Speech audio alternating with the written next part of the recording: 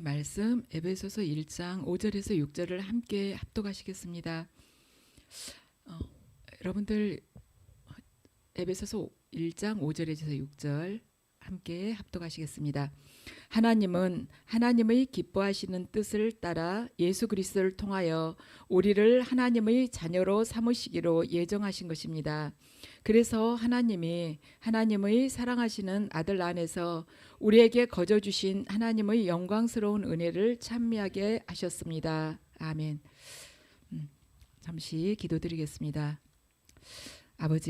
아버지께서는 저희를 택하시고 부르셔서 저희에게 영적으로 육적으로 부요한 은혜를 부어주셨으나 저희들은 저희의 정체성을 잊어버리고 항상 아버지 이 안에서 항상 목마르며 살아가고 있습니다.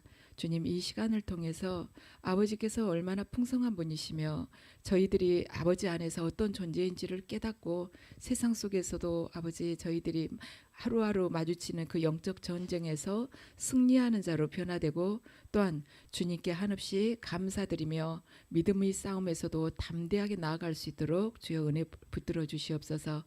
감사드리며 예수 그리스도 이름으로 기도드립니다. 아멘. 이 시간에는 하나님의 자녀됨이라는 제목으로 말씀을 전하겠습니다.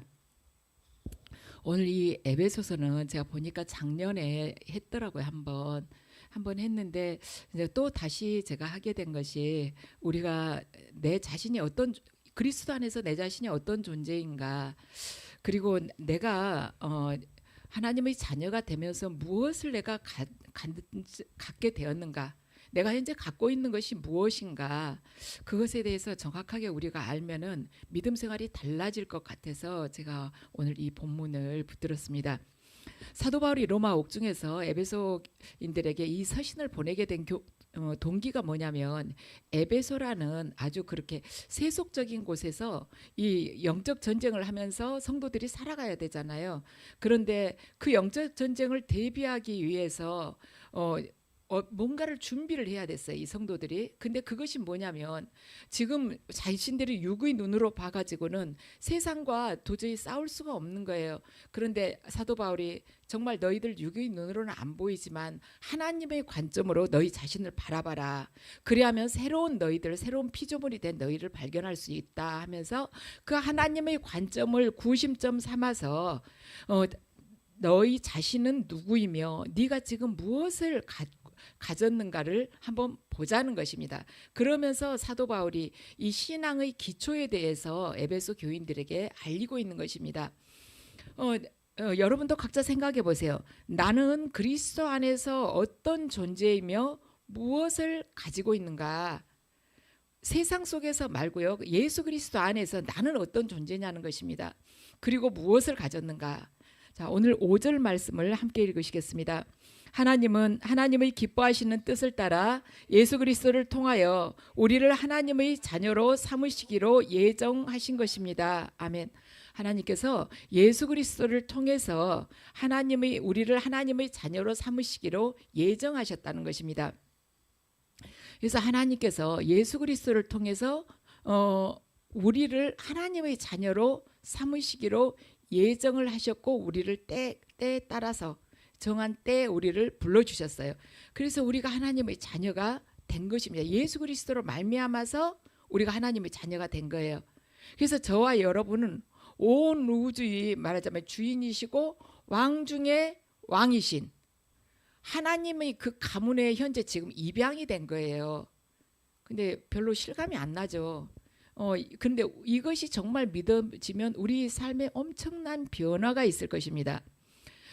사실은 하나님의 자녀로 입양됐다는 말보다는 어디 재벌집에 내가 입양됐다는 게 훨씬 더 실감나고 당장 필요한 게 해결될 것 같죠.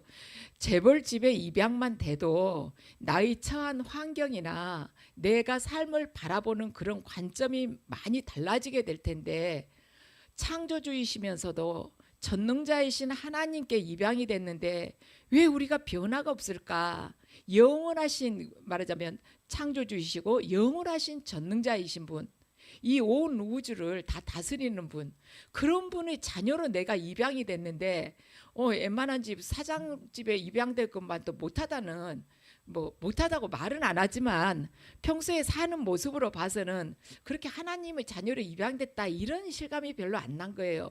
도대체 왜 우리는 그러한 거기에 대한 그런 변화가 없을까? 진짜 내가 입양됐다고 생각하면 바뀔 것이 많잖아요. 왜 변화가 없을까? 왜 우리는 성냥팔이 소녀처럼 살아가는 것일까? 자그만 것에도 오돌오돌 떨면서 그냥 성만 찌그야들어 좀 따뜻해 좀 불 좀 쪼이고 싶은데 이러면서 덜덜덜 떨고 살아가는 것일까? 이유는 뭐냐면 믿지 않기 때문입니다. 내가 하나님의 자녀로 입양되었다는 것을 안 믿는 거예요. 또한 믿어지지가 않는 것입니다. 자꾸 자기 현실만 바라보기 때문에 안 믿어지는 것이죠. 그런데 이것을 우리가 믿게 된다면 우리 삶에 놀라운 변화가 반드시 있을 것을 믿습니다. 그렇다면 나도 믿고 싶어요. 나도 믿고 싶은데 하나님의 자녀라는 것을 내가 어떻게 믿을 수가 있을까? 하나님이 딱 나타나서 보여주셔가지고 뭐 도장이라도 탁 찍어주시면 좋지만 내가 하나님의 자녀라는 것을 어떻게 믿을 수가 있어요? 자, 여러분들에게 지금 글을 보내드렸죠. 요한복음 1장 12절 말씀입니다. 자, 함께 읽으시죠. 그러나 그를 맞아들인 사람들 곧 그 이름을 믿는 사람들에게는 하나님의 자녀가 되는 특권을 주셨습니다. 자, 예수 그리스도를 맞아들이는 사람들, 곧 예수 그리스도의 이름을 믿는 사람들에게는 하나님의 자녀가 되는 특권을 주셨다는 것입니다. 우리가 예수 그리스도를 믿는 순간에 하나님의 자녀가 되는 그 특권을 주신 거예요. 그래서 우리가 하나님의 자녀가 된 것입니다. 예수 그리스도를 믿는 순간에 그때 이제 우리가 믿음으로 예수 그리스도를 온전하게 믿는 순간에 우리는 하나님의 자녀가 되었어요. 바로 이것이 신앙의 기초입니다. 근데 우리는 너무 겸손해가지고 진짜 나 받아주셨을까? 이런 생각이 드는 거예요. 이렇게 죄인이고 아직도 좀 회개할 게 많은데 안 됐을 거야. 이런 생각을 하는데 분명히 주님께서 약속을 하셨습니다. 내 자녀가 되는 데 있어서 필요한 건 믿음이라는 것입니다. 믿음. 그렇다면 자, 하나님의 자녀가 되면은 구체적으로 어떤 축복이 있을까? 어느 재벌의 자녀로만 입양이 돼도 축복이 많지 않겠어요? 그 재벌이 가진 재산의 얼마 정도를 또 받을 수가 있잖아요. 그리고 그 누릴 수 있는 경호원이고 학교도 다 이렇게 데려다 주잖아요. 기사들한테 차에다 태워가지고 온갖 누릴 수 있는 게 많죠. 그런데 하나님의 자녀가 되면 어떤 축복이 있을까? 갈라디아서 4장 6절 말씀을 함께 읽으시겠습니다. 자, 함께 읽으시죠. 그리고 또 여러분은 자녀가 되었으므로 하나님께서 그 아들의 영을 우리 마음에 보내주시고 우리가 하나님을 아바 아버지라고 부를 수 있게 하셨습니다. 하나님의 자녀가 되니까 하나님께서 그 아들의 영을 성령을 우리 안에 보내주셨다는 거예요. 그리고 우리 안에 성령이 계시기 때문에 우리가 하나님을 아바 아버지라고 부를 수가 있다는 것입니다. 성령이 계시지 않으면 하나님을 우리가 아바 아버지라고 불러지지가 않는 거예요. 자, 하나님께서는 우리가 기도하면서요 하나님을 아버지라고 부를 때 응답해 주시고 우리가 힘들 때 그분은 위로를 해 주십니다. 너무 당연한 말씀이죠. 그리고 우리가 기뻐할 때 축복을 해 주세요. 세상은 그렇지 않습니다. 우리가 힘들 때 짓밟고 우리가 기뻐할 때 질투하는 것입니다. 그런데 하나님은 우리가 기뻐할 때 내 자녀가 잘 되면 얼마나 기쁩니까? 축복을 해주세요. 그리고 우리가 잘못해가지고 잘못한 것에 대해서 우리가 깨닫고 회개하게 되면 하나님께서는 용서를 해주십니다. 용서해 주시고 이렇게 관계가 회복이 돼요. 왜 하나님께서는 우리는 참 쉽게 용서하기 어려운 걸 하나님께서 딱 용서를 해주시고 다시는 그 문제에 대해서 우리 앞에서 들춰내지를 않으실까? 그분의 사랑이 그만큼 크기 때문이에요. 우리가 자녀들을 키울 때요, 자녀들이 부모하고 이렇게 같이 지내면서 성장할 수 있는 이유가 뭐냐면 자녀들이 아무리 잘못을 해도요 부모의 사랑이 자녀의 잘못보다 훨씬 크기 때문에 사랑으로 이걸 덮을 수가 있으니까 자녀들이 성장을 할 수가 있는 것입니다. 그러니까 아무리 큰 자녀가 아무리 큰 잘못을 저지른다 할지라도 부모의 사랑이 자녀의 잘못보다 더 크기 때문에 끝까지 이 자식을 품고 살아가는 거예요. 부모의 사랑이 자녀의 잘못보다 더 작은 옹졸한 사랑이라면은 자녀 품지 못합니다. 속으로 그냥 말하자면 벼르고 있는 것이죠. 부모가 자녀가 아무리 큰 잘못을 저질러도 부모의 사랑이 그 자녀의 잘못보다 더 크니까 이것을 품고 계속 끝까지 가는 것이죠.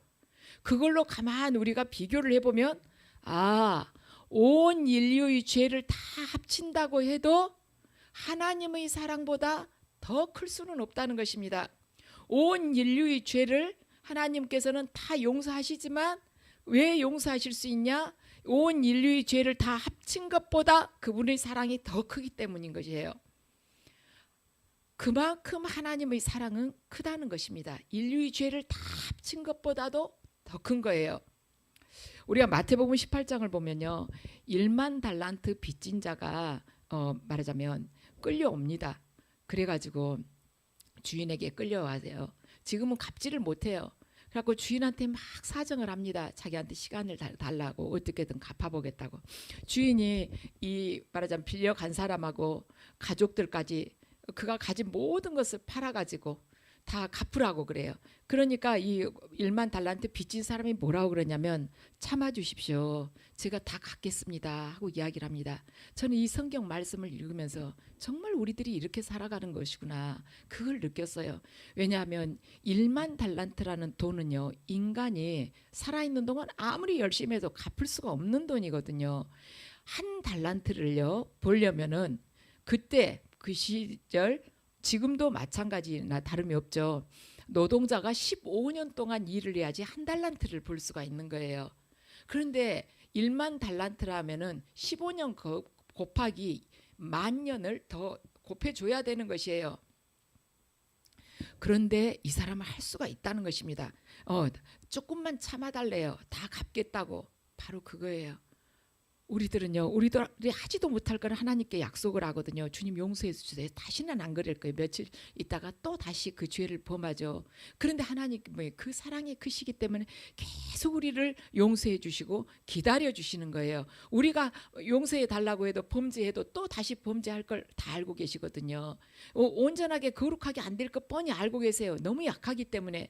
근데 하나님께서 그걸 다 그래 하고는 믿어주시면서 또 기다려 주신다는 것입니다. 우리들 모두가 그러한 사람이라는 것이죠. 그리고 100데나리온 꼬간 사람은 절대 안 갚으면 멱살을 잡는 것이죠. 나한테 조금 잘못한 거, 그건 잊지 못하는 거예요. 성경 말씀 아무리 읽어도 안 외워지는데 그 사람이 나한테 상처 준 말 하나는 한 번 들었는데도 아주 기억이 또렷한 거죠. 몇 년 몇 월 며칠 어디에 서서 나한테 말했지, 딱 이런 거예요. 성경 말씀은 그보다 더 짧은데도 안 외워지는데 바로 그거예요. 우리가 1만 달란트를 탕감받고 100데나리온, 말하자면 나에게 빚진 자한테 가서 멱살을 쥐고 흔드는 거나 다름이 없다는 거죠. 근데 그 하나님께서는 우리의 그 마음을 아시면서도 우리를 계속 품어주신다는 것입니다. 우리가 어떻게 하나님의 그 사랑의 높이나 깊이나 넓이를 다 우리가 헤아릴 수가 있겠습니까? 자, 시편 121편 5절에서 7절을 함께 읽으시겠습니다. 주님은 너를 지키시는 분, 주님은 내 오른쪽에 서서 너를 보호하는 그늘이 되어주시니 낮의 해도 너를 해치지 못하며 밤의 달도 너를 해치지 못할 것이다.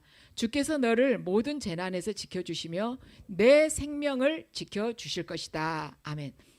주께서 너를 어떠한 것도 해치지 못하도록 모든 재난에서 너를 지켜주시며 네 생명을 지켜주신다는 것입니다. 이것이 하나님께서 우리에게 주신 약속의 말씀이에요. 우리 오른편에 서서 그 많은 대적들이 우리 앞뒤를 둘러싸고 있다 할지라도 우리를 보호하는 그늘이 되어주신다는 것이에요. 그늘이라는 것이 어디 한쪽에만 그늘이 섭니까? 아니잖아요. 구름처럼 이렇게 우리를 덮고 있잖아요. 그래서 아무도 해치지 못하게 한다는 것입니다. 바로 하나님이 우리에게 있어서 그런 분이세요. 하나님께서는 우리에게 있어서는 두려운 존재이고 또한 심판하는 분이시지만 예수 그리스도의 그 십자가의 보혈을 통과하는 사람에 대해서는 그분의 자녀로 삼으시는 분이십니다. 근데 자녀에게 하나님께서 무엇이 아깝겠습니까? 한 번 잘못했다 해서, 두 번 잘못했다 해서, 세 번 잘못했다 해서 하나님께서 실망하고 버리시겠습니까? 우리 자녀가 아무리 잘못을 해도, 카드 빚을 그렇게 졌어도 그거 남한테 이야기 안 하고, 이야기하게 되면 내 자녀가 허물이 다른데 소문이 날까 봐서 아무리 힘들어도 그냥 쉬쉬하면서 그 돈을 또 갚아주는 게 부모이지 않습니까? 하나님의 사랑은 그보다 더 크고 넓고 깊다는 것입니다.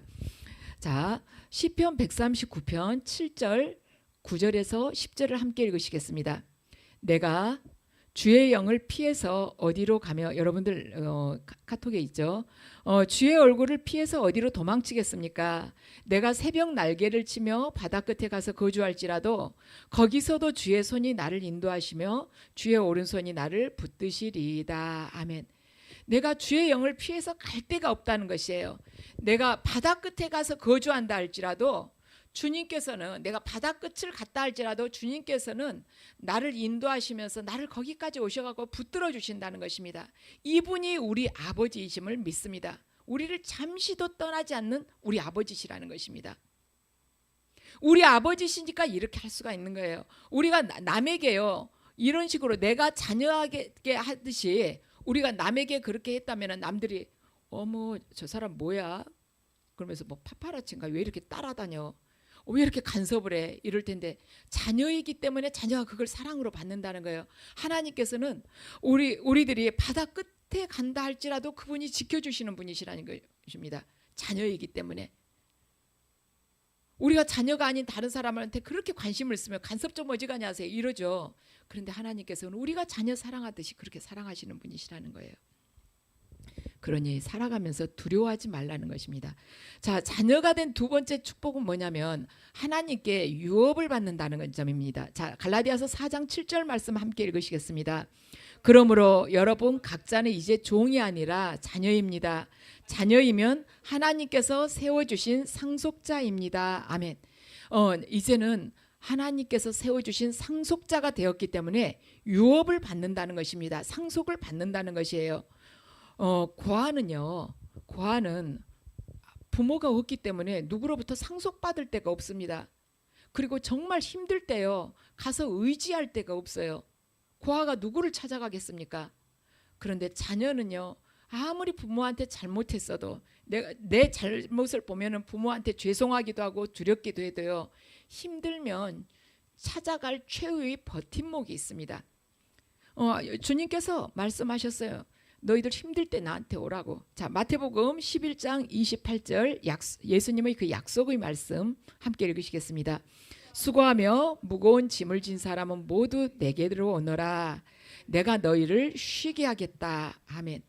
수고하며 무거운 짐 진 자들, 너희들 세상 속에서 경쟁하면서 뒤처지고 떠밀리고 짓밟히면서 힘들지? 나에게로 와. 너 지금 너가 그 삶의 그 무게를 지고 가기가 너무나도 힘들지? 숨이 차지? 나에게로 와. 그냥 나에게로 와서 쉬기도 하지만 쉬는 정도가 아니라 내가 함께 그 짐을 질게 말씀하시는 것입니다. 세상은 근데 뭐라 그러냐면 성공하고 능력 있는 사람 모여, 내가 일 시키고 돈 줄게, 그 사람들 중에서 시험 봐가지고 1등인 사람 뽑아서 내가 해줄게, 능력 없는 사람은 오지 마, 이렇게 하는 것이죠. 세상에서는요, 성공하고 능력 있고 많이 가지고 출세한 사람을 부릅니다. 그런데 예수 그리스도께서는 수고하고 무거운 짐 진 사람 다 내게로 다 오라 그랬어요. 모두 내게로 오라는 것입니다. 우리가 생각해봐요. 수고하고 무거운 짐 진 사람 다 나에게로 오면 얼마나 내가 짐이 무겁겠습니까? 성경 어디를 봐도요, 예수님께서 성공하고 출세하고 돈 많은 사람 다 내게로 와라, 이런 부분 하나도 없습니다. 예수님께서는 수고하고 무거운 짐 진 사람 다 내게로 와. 내가 너희를 쉬게 해줄게. 내 멍에는 가볍단다 하고 말씀을 하니 내가 그 짐을 져줄게 하시는 것이죠. 짐작은 창자가 어땠어요? 마지막에 가가지고는 돼지 먹는 쥐엄나무 열매라도 먹으려고 했는데 안 되잖아요. 그러니까 그때야 정신이 들어가지고 아버지 집이 생각. 내 아버지 집에서는 품꾼들에게도 먹을 것이 남아도는데 나 여기서 굶어 죽는구나. 아버지한테로 돌아가야겠다. 왜 이 사람이, 이 말하자면 둘째 아들이 왜 아버지를 생각했을까? 고아가 아니니까, 자기를 낳아준 아버지가 있으니까. 그래서 최후의 절벽 끝에 섰을 때 돌아갈 아버지를 생각을 한 것입니다. 나는 더 이상 아버지의 아들이라고 불릴 자격이 없어서 품꾼으로라서 써주세요 하지만 아버지는 절대로 그렇게 하시지 않는 것이죠. 종들을 시켜서, 하인들을 시켜서 살찐 소를 잡으라고 그러잖아요. 하인들한테는 집에서 내 잘 먹고 있는 편안하게 지낸 하인들한테는 소를 잡으라고 그러고 아주 허름하게 찾아온 아들한테는 모든 걸 다 말하자면 다 탕진한 아들, 아무것도 보잘것없는 아들, 남들이 봤을 때는 정말 노숙자만 또 못하게 보이는 그런 아들이 왔을 때 옷을 다 갈아입히고 새 신을 신기고 가락지를 또 새로 끼워주는 것입니다. 아들이기 때문에 그런 거예요. 종들에게는 그렇게 오랫동안 자기 옆에가 있었어도 종들에게는 이렇게 안 했어요. 그런데 그 아버지가, 우리들에게도 아버지가 있는데, 영원한 아버지가 있는데, 그분이 바로 하나님 아버지라는 것입니다. 그런 존재예요. 우리들이 세상 속에서 저나 여러분이나 절대로 위축될 것이 없고 담대한 믿음으로 나아가는 것입니다. 제가 예전에 상담을 할 때 그랬어요. 어떤 재소자분이 저한테 상담을 하게 됐습니다. 저한테 이야기하시면서 교도소에서 한 주 전에, 일주일 전에 나왔다고 그러셨어요. 그러면서 나오고 보니까 결혼을 이분이 하신 분인데 교도소에 들어가게 된 동기가 사업을 하다가 이분이 망하게 됐어요. 그러니까 이제 돈을 달라고 그러잖아요, 채권자들이. 근데 돈을 갚을 그런 능력이 없어가지고 그래서 교도소에 들어가서 살다가 나왔다고 그러시더라고요. 근데 나와 보니까 아내랑 아이들은 다 떠나버리고 없고 아무데도 갈 데가 없었다고 그래요. 그러면서 갈 데가 없어서 자기가 금식을 하면서 교회를 찾아왔다고 그 이야기를 하셨습니다. 아버지 집으로 온 것이죠. 아버지만이 나를 위로해 줄 수 있고 아버지만이 나를 받아주실 분이다 하는 그런 신뢰가 있었기 때문에 금식하면서 아버지를 찾은 것입니다. 하나님 아버지께서는 우리가 어떤 짓을 했던 간에 우리가 찾아가면은 우리를 쉬게 해주신 분이신 것입니다. 단순히 쉬게 하실 뿐만 아니라 우리의 무거운 짐을 함께 져주시는 분이에요. 예수님께서 분명히 그분의 입술로 말씀을 하셨습니다. 나에게로 오라고, 내 멍에는 가볍고 편하다고. 하나님께서는 절벽 끝에 우리가 몰렸다 할지라도 우리 인생의 마지막 보루이신 분이십니다.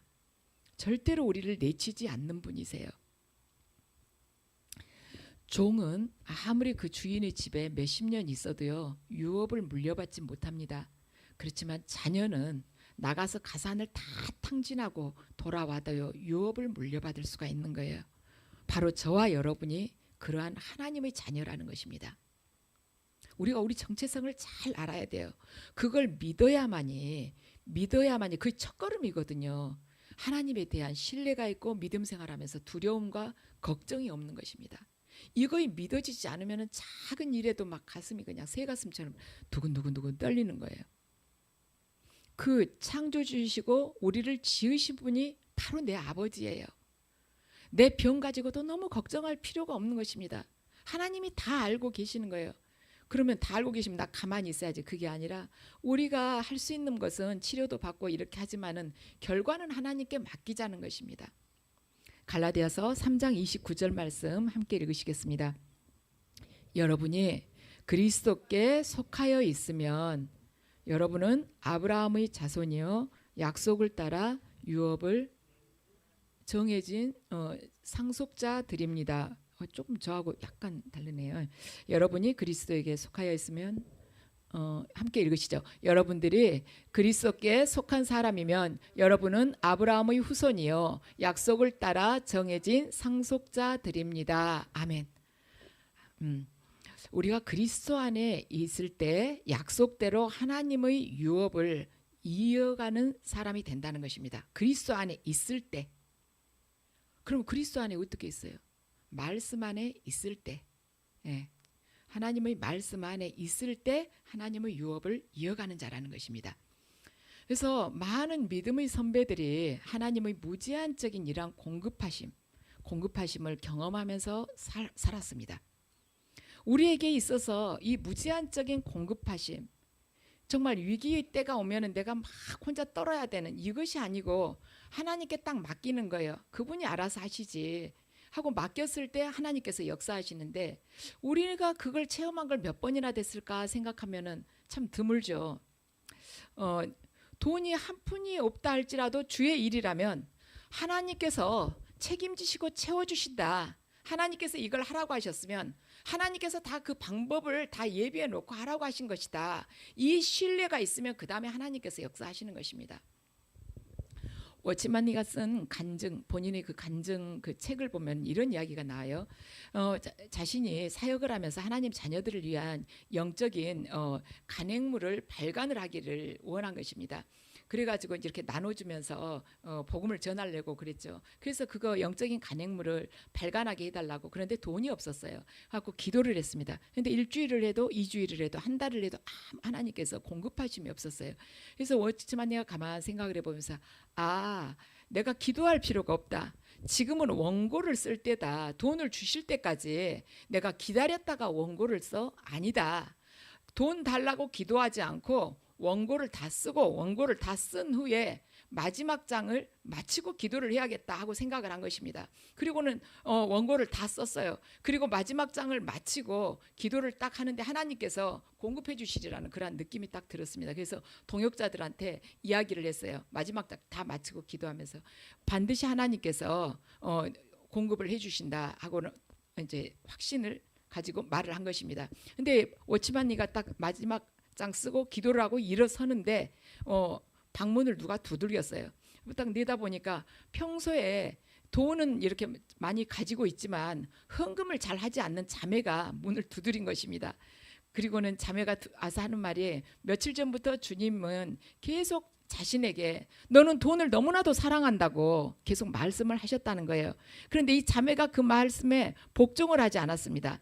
그런데 지금 자기가 복종을 하려고 한다고 그랬어요.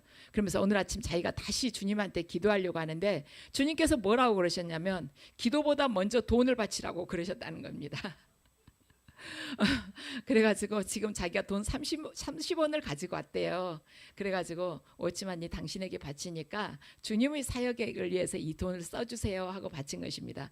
그래가지고 워치만니가 그 돈을 가지고 30원을 가지고 1,400부의 말하자면 그 부흥을 위한 그러니까 부흥을 위한 그러니까 뭐랄까 이렇게 잡지 같은 거 그것을 이렇게 인쇄해 가지고 문서를 인쇄해 가지고 나눠주는 것입니다. 그러니까 워치만니가 처음에는 돈 이거 부흥보를 발간할 수 있도록 돈을 주세요 했지만 하나님이 일체 응답 안 하신 거예요. 원고를 다 써놓고 나서 기도해야지. 기도하고 딱 일어서는데 하나님이 딱 맞춰서 이렇게 응답을 해주신다는 것이죠. 그 워치만니가 체험했던 그 하나님이 지금 여러분 안에도 다 계시는 거예요. 우리도 충분히 이런 기적 같은 일을 다 체험을 할 수가 있는 것입니다. 유업을 사용해야 되죠. 그 하나님을 믿어야 돼요. 우리는 영계와 물질계를 다스릴 수 있는 마음대로 다스릴 수 있는 그러한 권세를 사실 하나님께서 우리에게 주셨습니다. 주셨어요. 그런데 지금 사장되어 있는 것이죠. 사탄을 내쫓을 수 있는 권세가 우리에게 있고 또한 병든 자가 있으면 기도하면 또 그를 낫게 할 수 있는 그런 권세가 우리에게 있고 또한 물질이 필요했을 때 금과 은을 움직일 수 있는 그런 권세가 또 우리들에게 있어요. 이것이 하나님께서 예수 그리스도께서 우리에게 주신 유업인 걸로 믿습니다.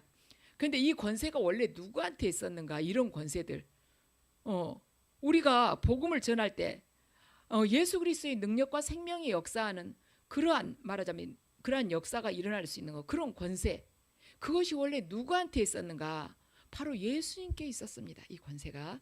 자, 빌립보서 2장 10절에서 11절 함께 읽으시겠습니다. 빌립보서 2장 10절에서 11절입니다. 함께 읽으시죠.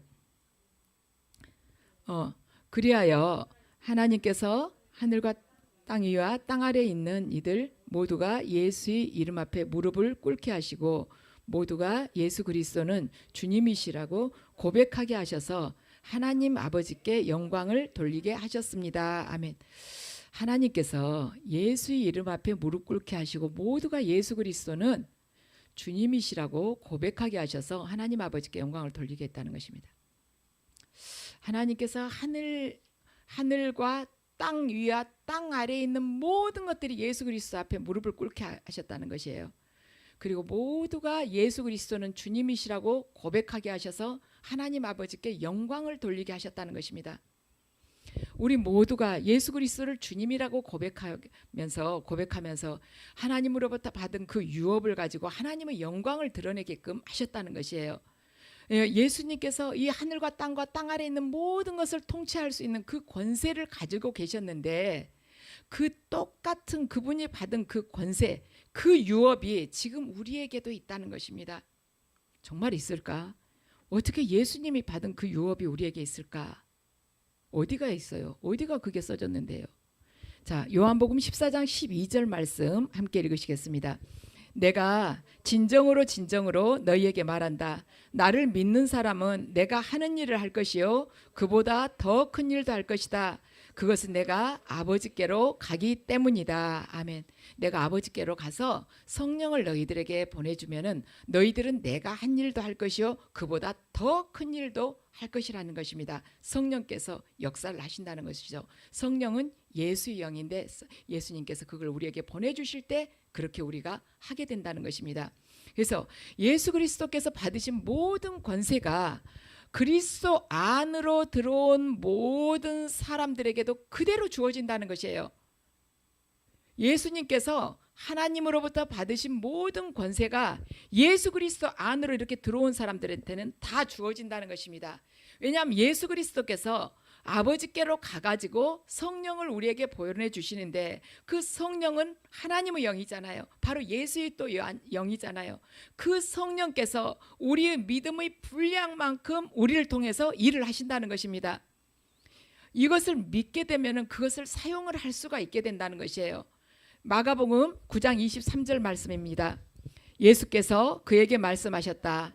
할 수 있으면 이 무슨 말이냐? 믿는 사람이 모든 것을 할 수 있다. 믿는 사람에게는 모든 일이 가능하다. 믿는 사람은 모든 것을 할 수 있다는 것입니다. 할 수 있으면 좀 우리 아들 좀 고쳐주세요 하고 이야기를 했죠. 무슨 가정법을 쓰냐? 할 수 있으면 할 수 없을 수도 있다는 말이냐? 그것이 아니야. 믿는 사람은 모든 것을 다 할 수 있는 것이란다. 할 수 없는 것은 너희들이 믿지 않기 때문이야. 우리 믿음을 새롭게 다시 재점검을 할 필요가 있는 것입니다. 믿음이에요. 신앙생활은 믿음인 것입니다. 그 많은 그리스도인들이 그리스도 안에 있는 그 어마어마한 보화를 몰라서 이 땅에 사는 동안 아주 비참하게 사는 것이죠. 자, 왕자인데도 거지처럼 살고 있는 것이에요. 그래가지고 조그만 일 있으면 그냥 염려 걱정하면서 그러다가 두려워하다가 그냥 포기하고 그 다음에 포기하고 나서 좌절하고 아예 그냥 소망을 다 잃어버리면서 살아가고 있다는 것이죠. 제가 꽤 전에 얼마 안 됐겠네요. KTX를 탔어요. 근데 이제 기차를 KTX 탈 때 저 항상 일반실 타고 다녔거든요.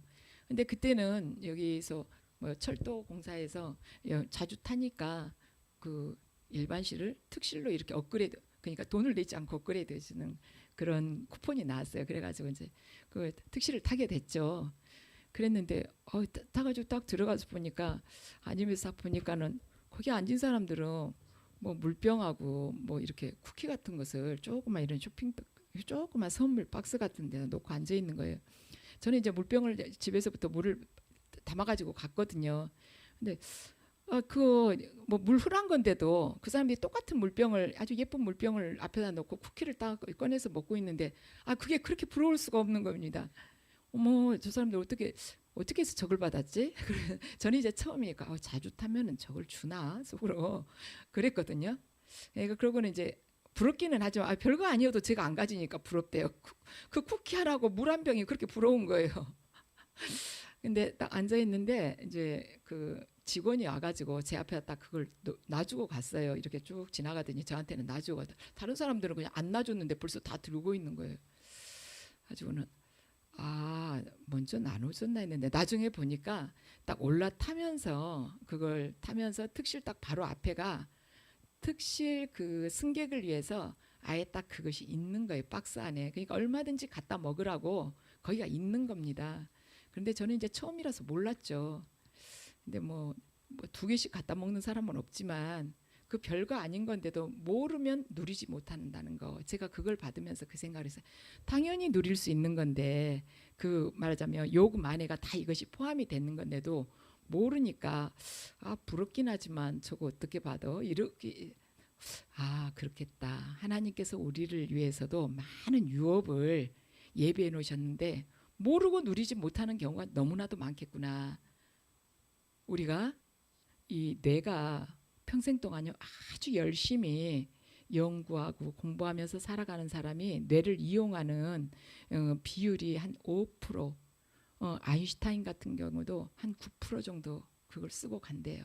보통 사람들은 3%도 못 쓰겠죠. 그럼 97% 사장돼 있는 거예요.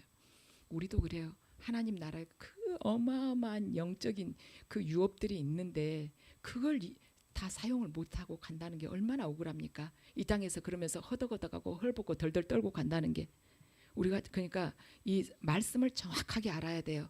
그래야지 그걸 제대로 누릴 수가 있다는 것이면 누리고 다스릴 수 있는 거예요. 그래서 복음이란 굉장히 단순한 것입니다. 아주 여러 가지 복잡한 거 아니에요. 단순하지만 능력 있는 복음으로 우리가 들어가야 된다는 것입니다. 예수님 권세가 내 권세라는 거예요. 우리는 두려워서 예수님 권세가 나 같은 사람이 권세예요? 아닙니다. 하나님의 자녀이기 때문에 예수 그리스도께서 그 받으신 그것이 예수 그리스도 안에 믿음으로 머물러 있으면 다 내 권세가 되는 것이에요. 그러면 무엇이든지 원하는 대로 다 되는가? 됩니다. 그런데 한 가지 조건이 있습니다. 말씀에 의거한 조건인데, 자, 갈라디아서 4장 1절에서 2절 말씀입니다. 함께 읽으시겠습니다. 내가 또 말합니다. 유업을 이을 사람은 모든 것의 주인이지만 어릴 때에는 종과 다름이 없고 아버지가 정해놓은 그때까지는 보호자나 관리인의 지배 아래 있습니다. 아멘. 여기서 어릴 때는 무슨 말이냐면 육체적으로 어리다는 것이 아니라 영적으로 아직 성숙하지 못하다는 그 뜻이에요. 그래서 유업을 이을 사람이긴 하지만 영적으로 아직 성숙하지 못할 때는 아버지가 보호자나 관리인 아래다가 그를 둔다는 것입니다. 그래서 우리가 만약에 미성숙한데 하나님께서 이 모든 것을 이러한 권세를 누리도록 해줬다 해봐요. 얼마나 우리가 사고를 많이 칠 수가 있겠습니까? 한마디로 아직 제대로 칼에 대한 사용법도 모르는데 조폭들 깽단들 봐요. 얼마나 무시무시한 무기를 가지고 사람들에게 해를 끼칩니까? 잘 몰랐을 때 깨닫지 못할 때 그렇게 흉기로 변할 수가 있다는 것입니다.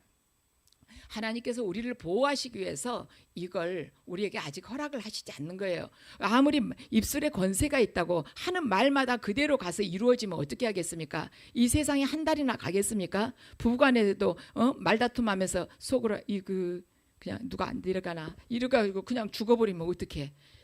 얼마나 호래비들이 많겠습니까?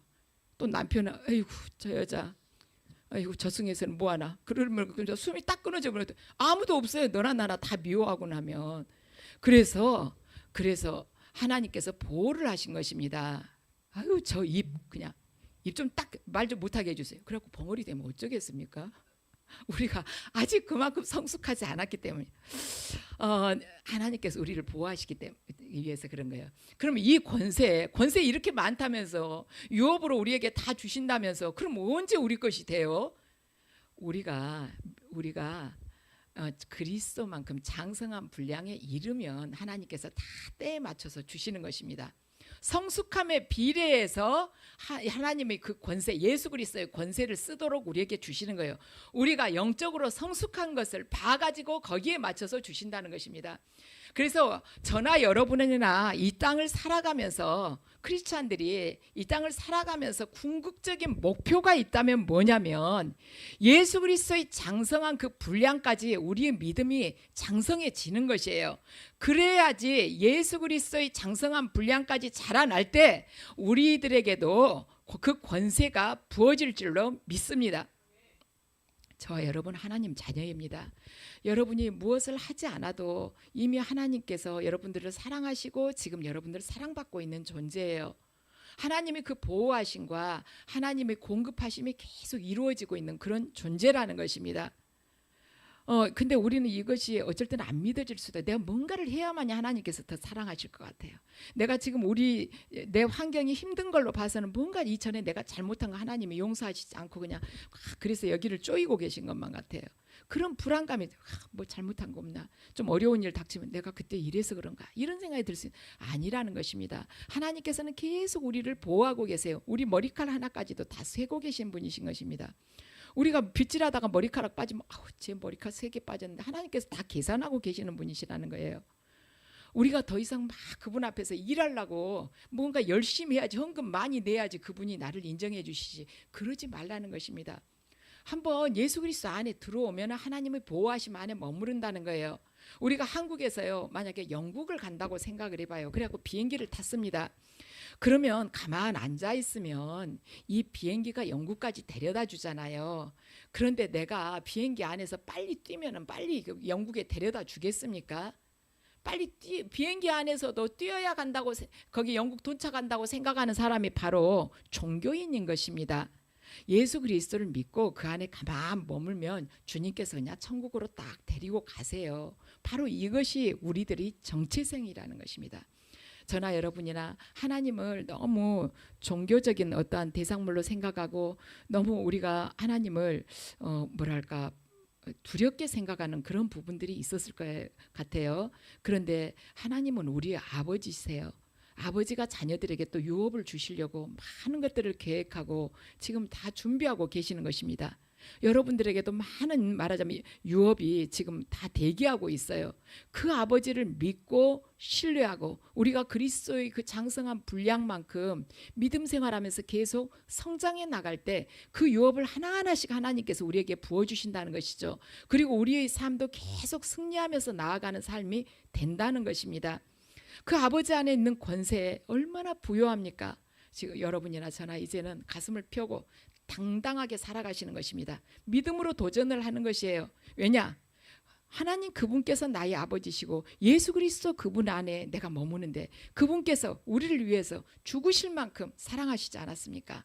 우리가 아무리 두려웠던다 할지라도 우리 뒤에서는 하나님께서 계속 지지를 해주십니다. 지지해 주세요. 아프리카에 그런 일이 있다고 그래요. 어느 지역에서는 성인식을 하는 날 나무에 그 아들을 묶어가지고는 밤새 놔둔대요. 혼자. 그 밤을 넘겨야 돼 아들이. 그런데 사방돼서 맹수들이 우는 소리가 들리는 거예요. 여기저기서. 얼마나 무섭겠습니까? 깜깜한 밤에 아들이 혼자 밧줄로 그 나무 기둥에 묶여갖고 있을 때, 근데 그 밤을 그걸 넘기지 못하면 걔는 성인식에서 탈락하는 거예요. 그런데 나중에 성인이 되고 나서, 성인식 끝나고 나서 사회생활 하면서 이렇게 하면서는 사람들이 뭐 동물에 찢겨 죽기도 하고 사고 나서 죽기도 하지만, 그날 밤에 성인식 한다고 하는 그날 밤에 죽은 사람은 한 명도 없대요. 나무에다 밤새 묶어놔도. 왜냐하면은 그 아들이 아버지가 숨어서 멀리서 계속 지켜보면서 그를 보호하고 있기 때문이에요. 그래서 어떤 맹수도 옆으로 갈 수가 없는 것입니다. 그런데 하나님은 우리 항상 그늘이 되어주시고 비치신 분이에요. 어디도 어두운 데가 없는 분이신 거면 그분이 영광으로 우리를 계속 지켜주시는 분이세요. 영원히 그 아버지를 신뢰하고 우리가 믿음으로 내가 누구인가, 하나님의 자녀가 됐고 예수 그리스도 안에서 내가 새로운 피조물이 된 자 아닙니까? 그분의 유업이 다 우리의 유업이 된 것이에요. 그러니 믿음 생활하면서 어떤 일이 있더라도 두려워하지 마시고, 지금 하나님께서 내 오른편에 서서 나와 함께 하신다. 그 하나님은 전능하신 분이시다. 그 믿음을 가지고 놀라운 인생의 주역이 되시기를 주님의 이름으로 축원합니다.